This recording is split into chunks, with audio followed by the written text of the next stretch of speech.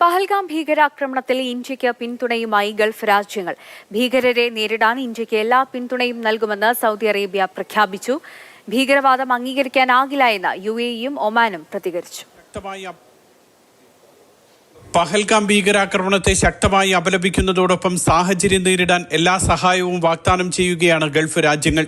ജിദ്ദയിൽ പ്രധാനമന്ത്രി നരേന്ദ്രമോദിയുമായി നടത്തിയ കൂടിക്കാഴ്ചയിലാണ് സൗദി കിരീടാവകാശി മുഹമ്മദ് ബിൻ സൽമാൻ രാജകുമാരൻ പിന്തുണ അറിയിച്ചത്.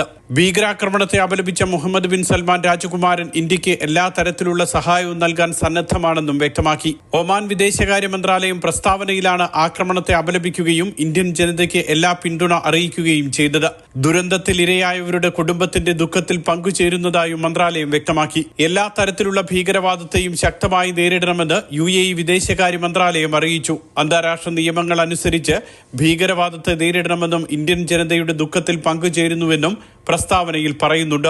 മറ്റ് ഗൾഫ് രാജ്യങ്ങളും ഇന്ത്യയുടെ ദുഃഖത്തിൽ പങ്കുചേരുന്നതായി അറിയിച്ചു. Mathrubhumi news, Dubai.